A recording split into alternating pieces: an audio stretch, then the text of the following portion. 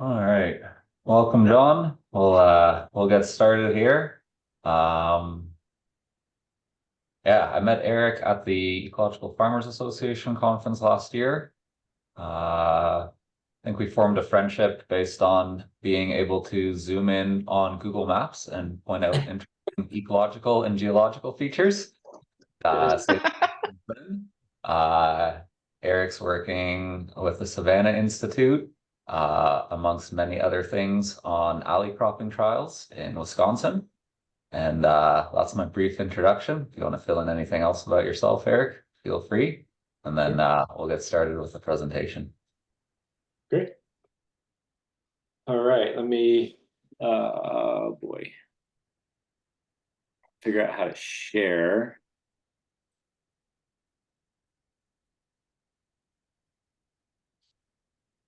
This Zoom is very different than my normal Zoom. What the heck? It had to update, so sorry. Start share. That's okay. Canadian Zoom, maybe. Yeah. Yeah. That would be funny if that was actually the case. Um, yeah, let's try this. And then, cool. All right. Is that good? Is that full screen? Awesome. Look at me Looks go. good. Yeah, Thank you. cool. Well, thanks for bearing with me, everyone. My name is Erik Hagan. I'm the farm director for the Savanna Institute. I'll talk a little bit about who the Savanna Institute is in a second. Um, I'm in the throes of the early season we're having. We're in the middle of lambing season. As I mentioned just a minute ago, we had some crazy storms. So my internet's been out for the last 2 days. So you're going to get as much info as you can out of this, but this is an older slideshow that I didn't have time to update with more recent picks. So I'll just kind of describe a little bit of our evolution, so to speak, as we go through. And yeah, we just got out of a week of really wonderful weather. So I'm completely exhausted. So I'm going to try to remember everything as I go along. Um, I'm going to try to get through this as fast as possible because I want this to be more conversational. And that way, I'm going to just bring up a lot of points and show a bunch of pictures, and then feel free to ask a bunch of questions. Hopefully, we can have a good conversation afterwards. So yeah, I'm going to talk a little bit about who we are as Savanna Institute, kind of just introduce ourselves, so to speak. And then talk a little bit about alley cropping. We, the farm that I manage, the campus that I manage, we actually have multiple farms. We do a lot. We try to demonstrate all forms of agroforestry. We're only in our third year, so we're still pretty new. And we're doing everything organically, which is also adds quite a level of difficulty, so you'll hear me talk a lot about different management systems specific to organics, which is very different than you might normally hear.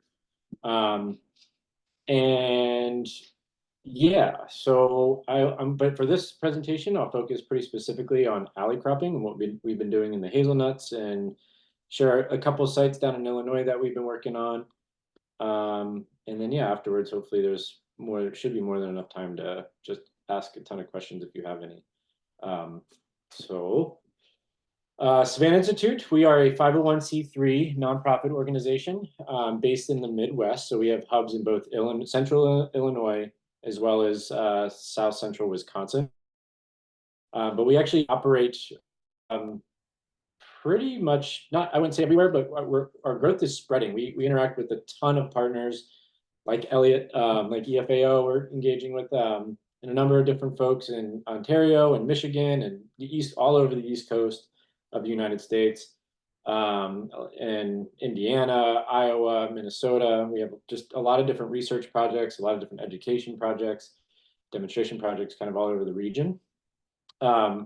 Our mission as an organization is to catalyze the widespread adoption of agroforestry. So we really do are looking at kind of larger scale systems, systems that revolve around environmental work, but also really focusing on economic work. So really looking at tree cropping systems, and specifically kind of value added type tree cropping systems, so like commodity level fruits and nuts, things like that. At this point in time, we're not focusing a ton on in the forest, mostly in the field, because that's the big beast that we engage with in the Midwest. We are, just to put it bluntly, we are trying to displace 1 million acres of corn and beans within the next 10 years.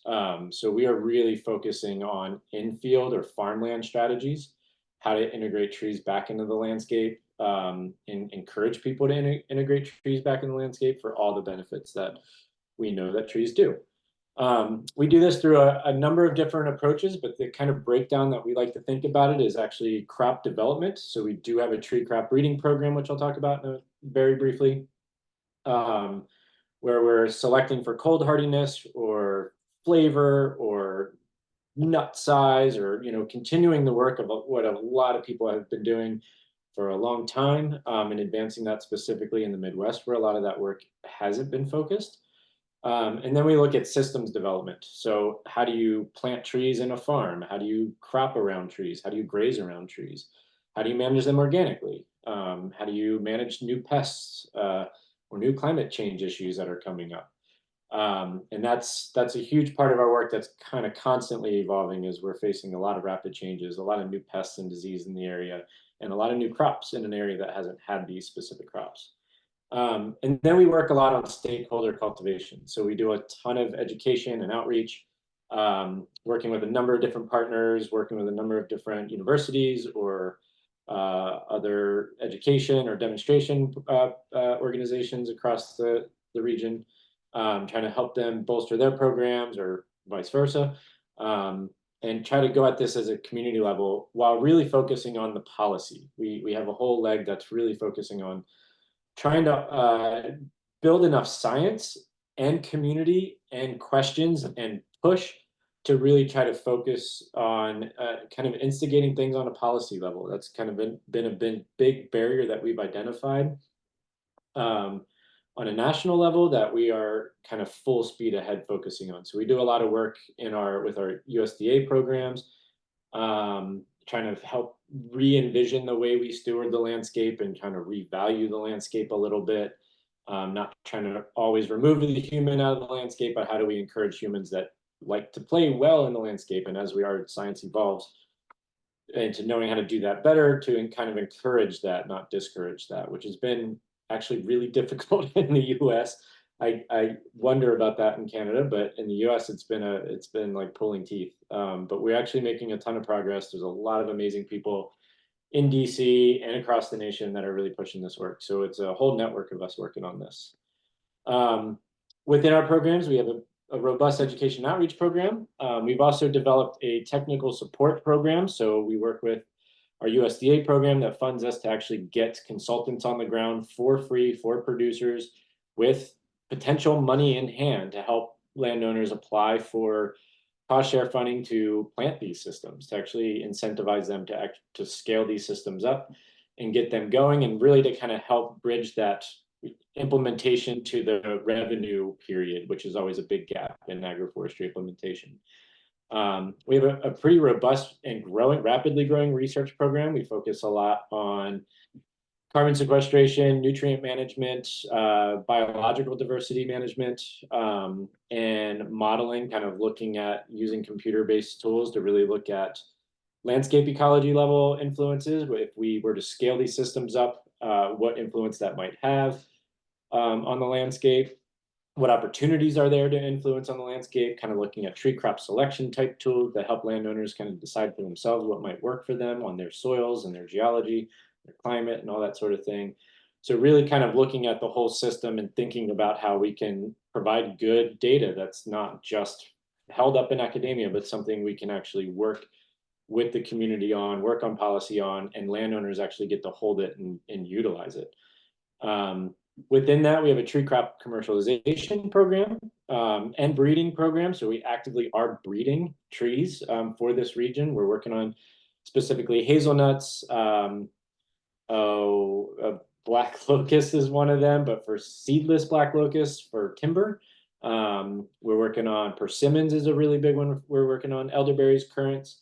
and a few others that are pretty exciting for our region. And then on the back end, we're also working on commercialization. So as these kind of new crops that don't yet have an established industry in the US, or we are the primary consumers of of a global industry, how do we work on commercialization in terms of building tools and technologies and markets and resources for getting the crop to the consumer to make sure that this is sustainable economically for the farmer? We also established a whole for-profit side called Canopy Farm Management that actually does help with implementation. So they are a remote management team that can go out in the community on a fee basis and actually plant these systems, manage these systems, and harvest the systems. So a landowner, say a cropper, that doesn't want to deal with the trees, but they want to do it anyways, they can actually pay to have the full system designed, planted, and harvested, and they just get a check, whether it's a land lease or an actual check for the crop share. There's a million ways to slice it. So this team is extremely well equipped and kind of off to the races on planting. I think this year they're planting 160,000 trees. Last year they planted 120, and that was their second year in business. So really kind of growing and scaling up. 168 trees just in Wisconsin. Last year they only did like 12,000 in Wisconsin. So they operate out of Illinois, Iowa, Wisconsin, and a little bit of Minnesota, but that's scaling up. Then we have a demonstration farm network that is all over the Midwest, mostly Illinois and Wisconsin, but that's also expanding into Michigan and Indiana, a few other places. And this is where we implement a system in order to have community access to it. So they folks can come and actually see the system, see how it works, learn about the crops, learn about the techniques. And we can also answer questions on actually how to do this, because a lot of this is new and riddled with challenges, as I'll talk about in a minute. But really kind of having the boots on the ground, so to speak, of people being able to engage with it within their communities. And it's very kind of site-specific networks.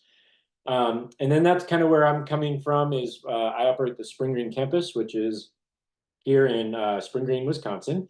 It's about an hour west of Madison, Wisconsin. The campus is actually comprised of 4 farms. It's just under 800 acres. We have everything from flat river valley bottom, high commodity crop value, pivot irrigated corn ground, to rolling hills, to oak savannas, to we're managing managed forest law timber program on about 400 acres of that. So we have a lot going on, a lot of diversity, and a lot of options to kind of really explore a lot of different systems. I'm sure you all know what agroforestry is, but just to kind of get through a couple technical terms, we look at agroforestry specifically as the integration of farming trees with livestock and annual systems. So again, a lot of our focus is in infield stuff. We are, like I said, we're starting to engage more in the forest, doing more forest farming practices and doing more timber management systems. But a lot of the basis of our background and work has really been in farming systems. And that's kind of more what I'll talk about today in terms of alley cropping.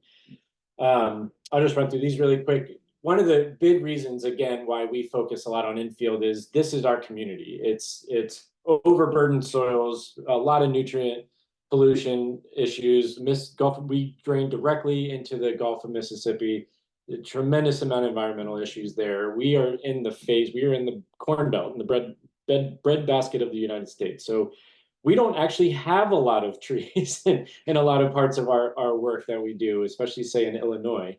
A lot of our forests are also old remnant oak savannas that are just terribly overgrown and dog-haired. And then we got the crop fields, which are really doing a lot of the environmental damage where a lot of the easy work is. So a lot of what we're really focusing on is kind of changing that interface of the cropland, really focusing on just maximizing impact on environmental stewardship at the biggest scale that we can possibly do. And that is why infield is a big system for us.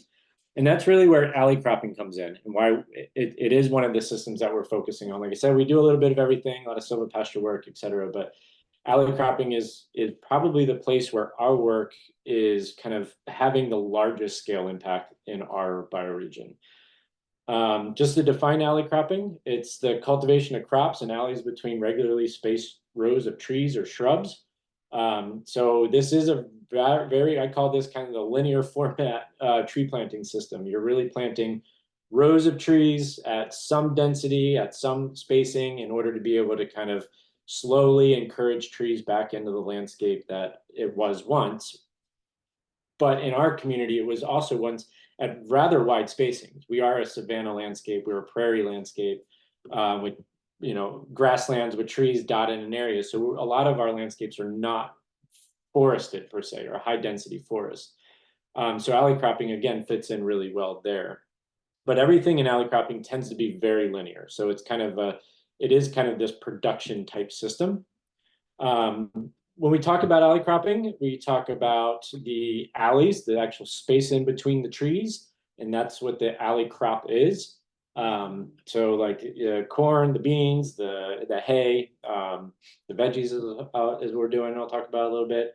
And then you have the tree rows. So that's kind of what defines the paddocks or the field, so to speak. And then there's the within row spacing. So I'll talk a little, I'm defining all of this so that when I get to future slides, it'll be hopefully a little bit more clear. You got the within row trees. So everything, like I said, is linear. So you got trees spaced in row, and then you got trees spaced between row. And that's really important as you think about designing the system. And kind of one of our ways that we're thinking about this work is like, we're thinking about this in broad timescales. Alley cropping is kind of a short gap system, right? Like we're trying to get people to stop destroying our soils and just focusing on very low rotation systems with very little diversity and encourage diversity back in the landscape.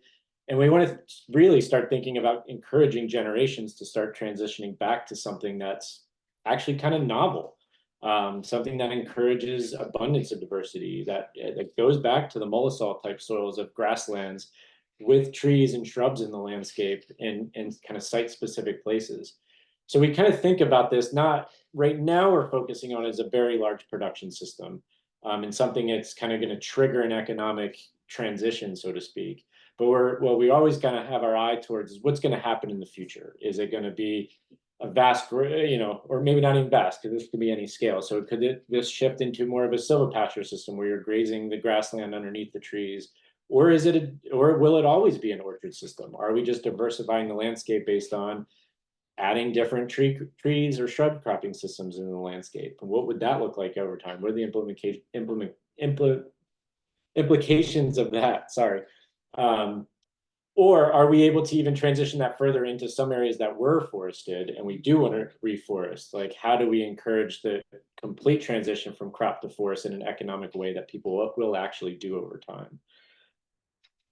So within alley cropping, one of the challenges it does have is you are displacing cropland, and when you plant the tree crop, on average, you are still maintaining about 80, sometimes even 90% of the cropland.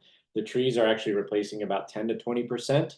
But we actually do find that the trees grow significantly faster. There's a lot less shade competition. You're actually managing these trees for optimal production. So you're reducing the competition in the understory. Oftentimes you're cultivating beside them. So there's a lot of really interesting microbial interactions that get released with that sort of thing. A lot of fertilization interactions there on the canopy edge. So we find that trees actually grow significantly faster. So we're making this big impact really, really fast. But then at the same time, over time, the corn and the beans and the crops actually start to decrease over time. So now the culture has a shift, right? So this is kind of our the trick that we're kind of playing. But another really interesting thing about this system is what we talk a lot about, the land equivalent ratio. So if you were to do, an 80 hectare crop field, and then you have the trees on the side, you would have, 140 hectares of production in that space. But if you combine those all on the same acreage, you can actually fit those two same production systems onto 1 acre unit of land, or 1 hectare acre unit of land.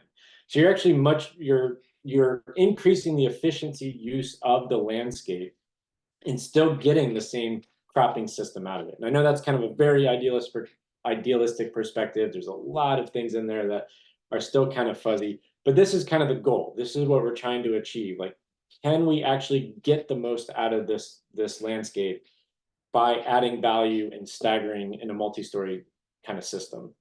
And this is kind of the approach that's actually turning a lot of heads. You know, when we're talking in cropping systems and large scale landscape impact, one of the things that turns a lot of the industry heads is this idea that we're improving efficiency, we're stacking economies, we're stacking land use efficiencies, and we're actually adding a lot more value. And that's been working on an industry level. People are actually really starting to kind of focus, to understand that, like, this isn't just like a, we're pushing you out of the system. It's like, hey, we're providing a lot more interesting opportunities. So within alley cropping, there's obviously a ton of advantages. One of the biggest advantages, especially for those that are looking at the tree crops themselves, say you lease the land to a cropper and you actually want to convert it to a tree cropping system for timber or for chestnuts or something like that. The alley crop, planting in an alley crop in this linear format can really kind of help that period of time, that gap period, but from implementation to where the trees actually make revenue. You could still lease the land underneath, you could still crop the land underneath.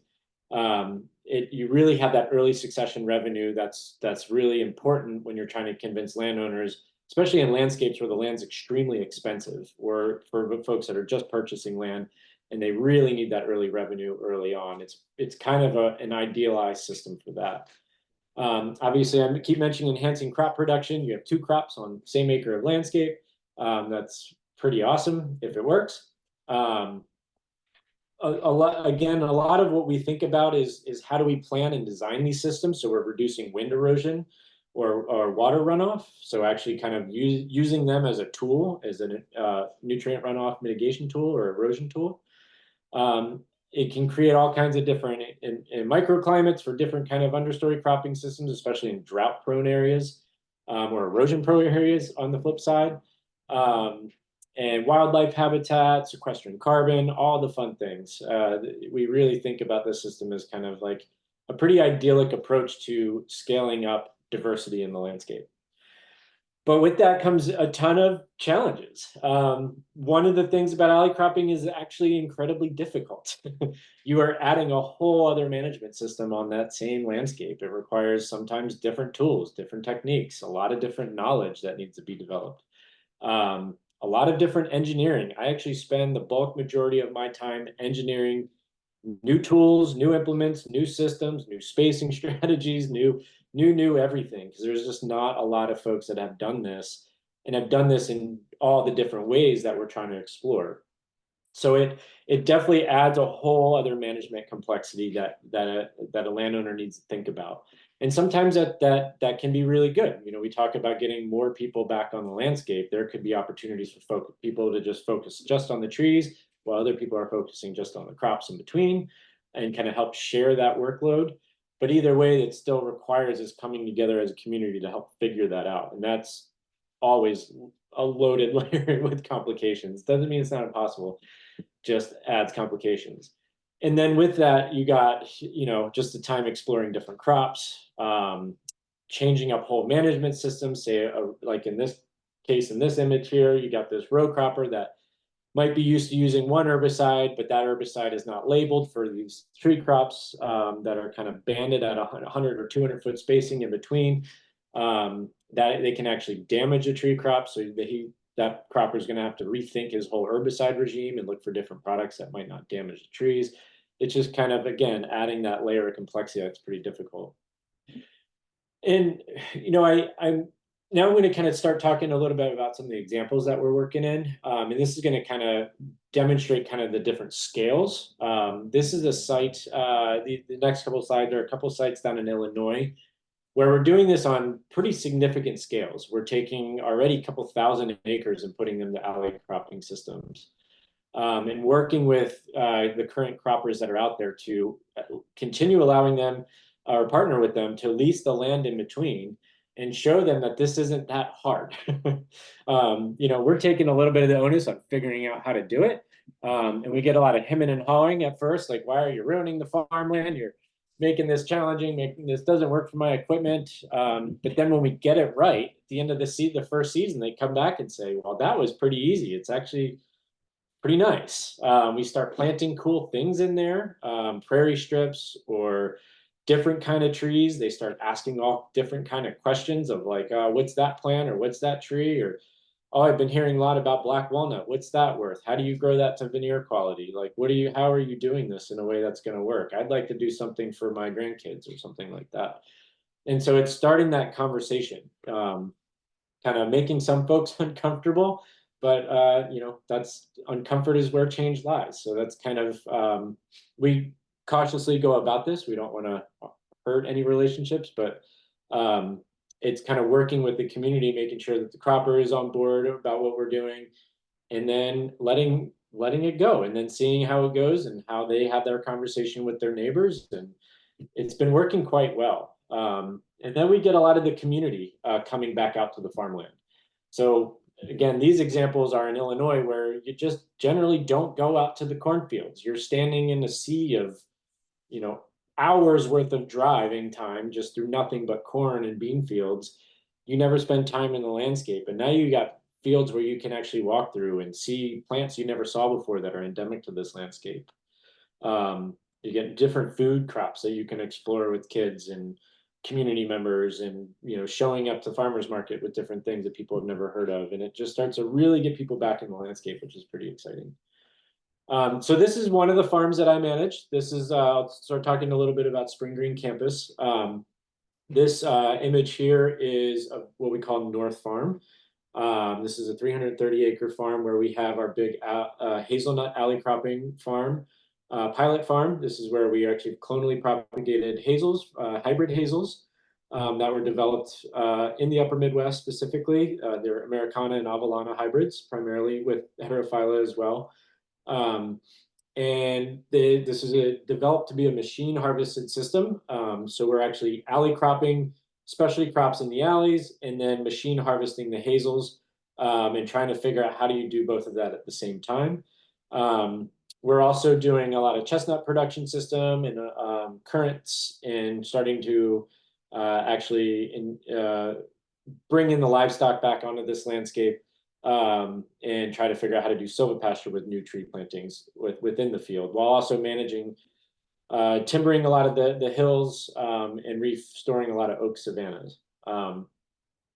So some of our alley cropping we're focusing right now on a lot of specialty crops, and specifically in the hazelnuts, because we do view hazelnuts as a potentially large scale specialty crop. A lot of producers that have specialty crop equipment, usually smaller row cropping tractors, or processing centers and walk-in coolers and that sort of thing, is pretty ideal for a hazelnut crop, or even a small berry crop like aronia, serviceberry, haskaps, that sort of thing. So we're also alley cropping some of those. But so we're doing a lot of specialty crops because we think that's a lot of the community that would convert to this. So we're doing things like carrots and potatoes and beets, winter squash, things that are storage crops right now, things that we can kind of plant once a season and kind of manage the rows of trees over the crop itself, nothing too tall. But then we're also starting to move into perennial systems. So we're doing actually between the rows of hazelnuts, doing alley crop of black currants. And then we even doing some small greens, and now we're actually shifting into some kernza, which is a perennial wheatgrass.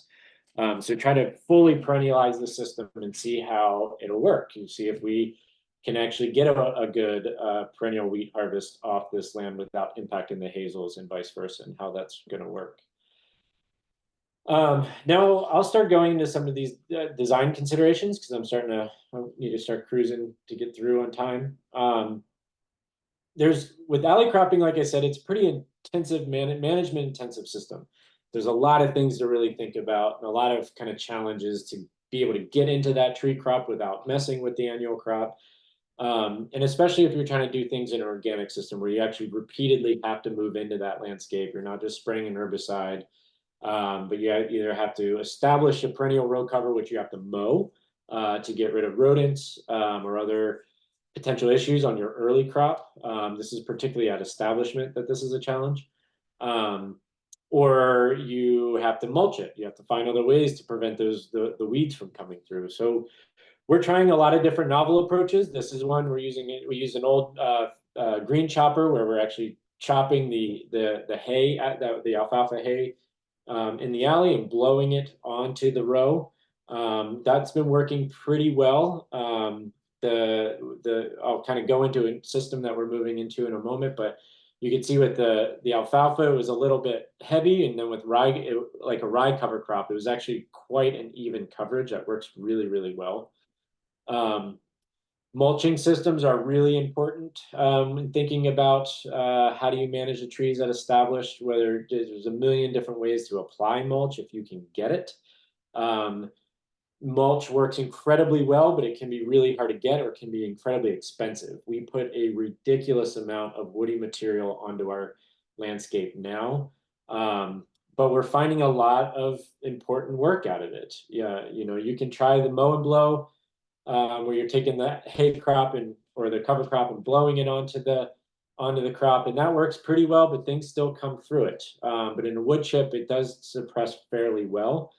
But again, the cost is pretty extreme for us. We pay about $18 a yard for wood chip, but now I found a source of sawdust from a local mill at $4 a yard, which is kind of changing the game for us. Last year, we actually started the sawdust approach, and it's been working incredibly well. But you do have to fertilize nitrogen with it, otherwise it'll lock out nitrogen pretty extensively. But like I said, it's been the wood chip mulch has been working incredibly well for us. But it's really hard to achieve. So a lot of people are doing things like landscape fabric with gravel to really help with rodent control. This is actually a Minnesota image, like tens of thousands of row feet of windbreak along the highway as a snow fence, where they're adding gravel to each individual row. That, to me, that sounds nuts. That just sounds like a very difficult project. But it does work in terms of being able to have landscape fabric as your weed barrier while also protecting against rodents. Landscape fabric does encourage a lot of rodents. And then there's these weed mats that we've been trying. I don't like them. I hear a lot of good things about them from other folks, but I'm not into them. But it does work really well in an alley crop situation where it's kind of a one and done. I mentioned this green chop system. This is something we just got over the winter that we're really excited about trying now, where we grow an alley crop.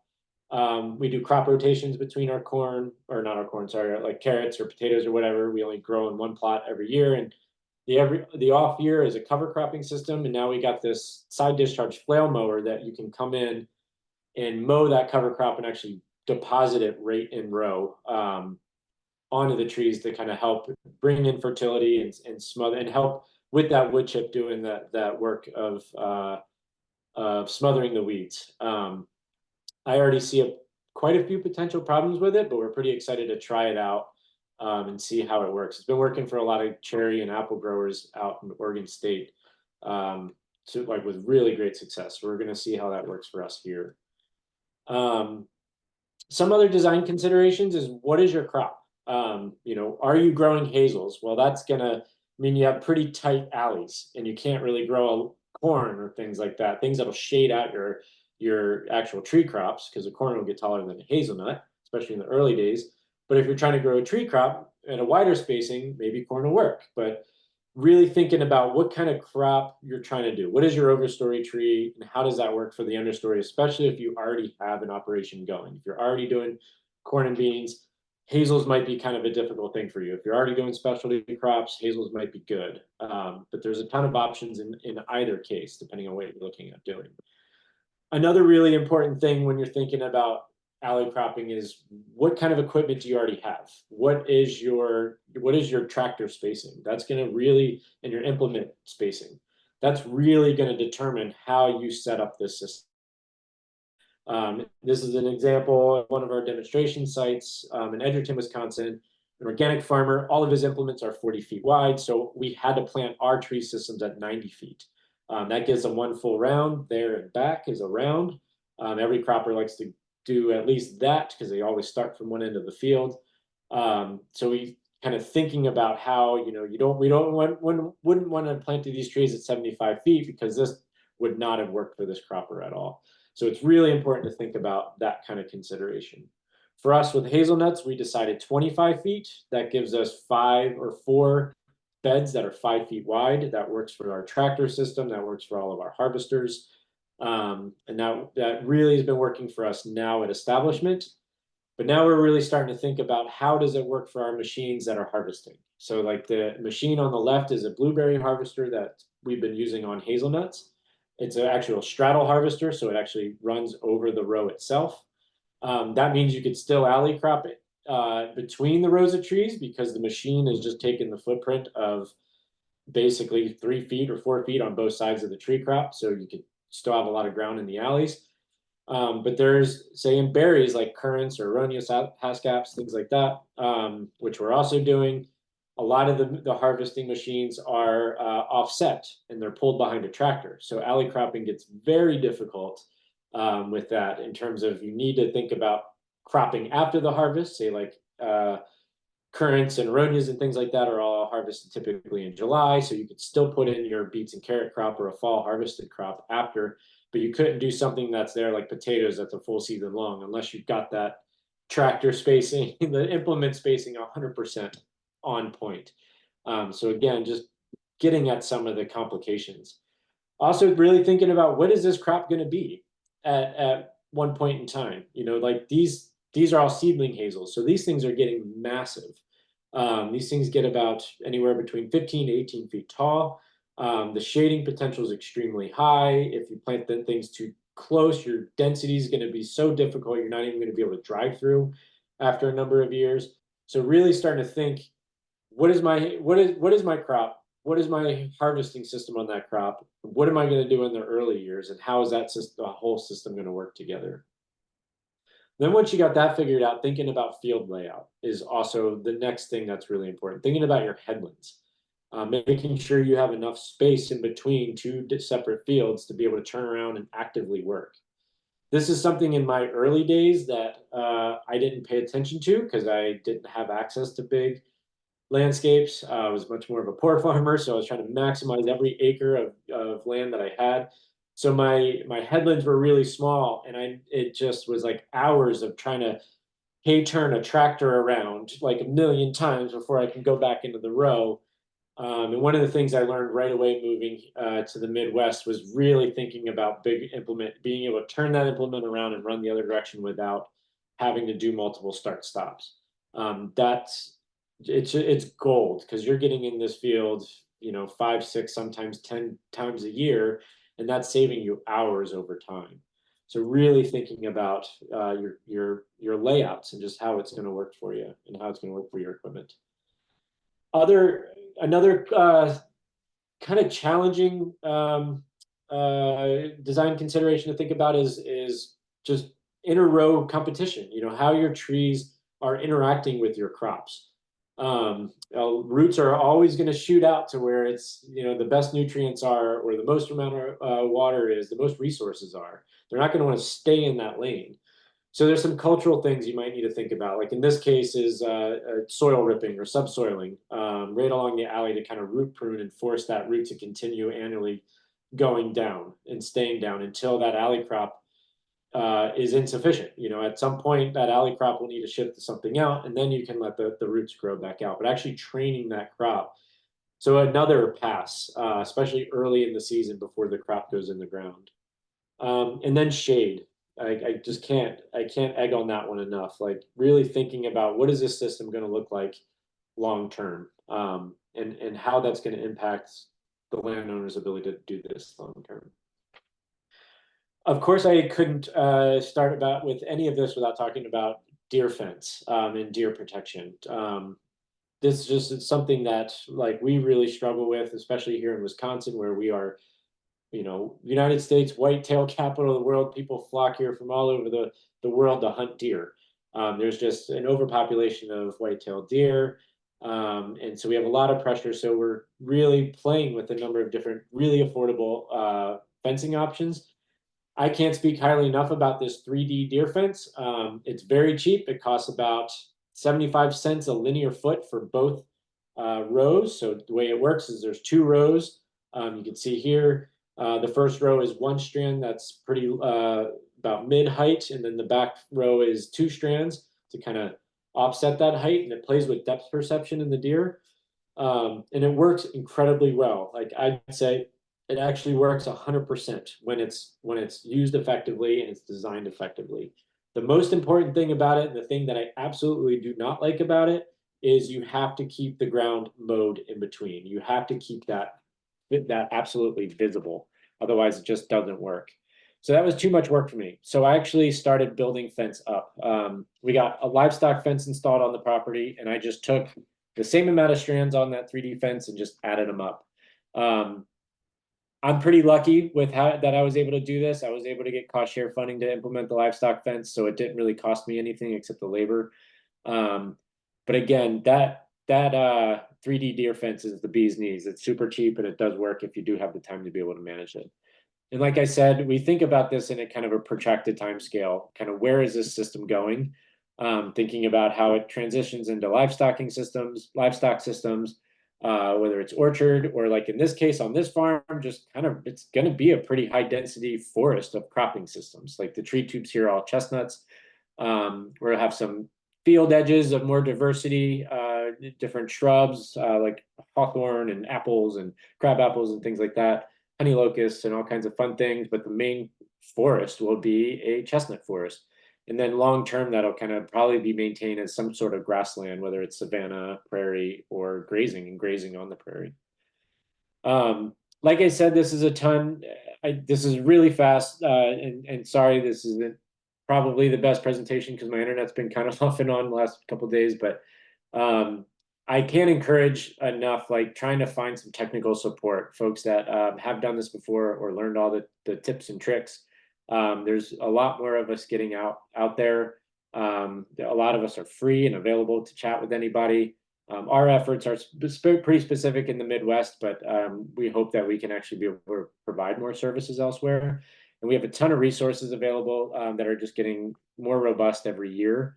Really hoping the alley cropping one gets some revisions with a lot of the stuff that we're learning. But check out our website and see what else we have on there. And I think that's all I got. Sorry, that was pretty rapid fire and I used that pretty much all the time.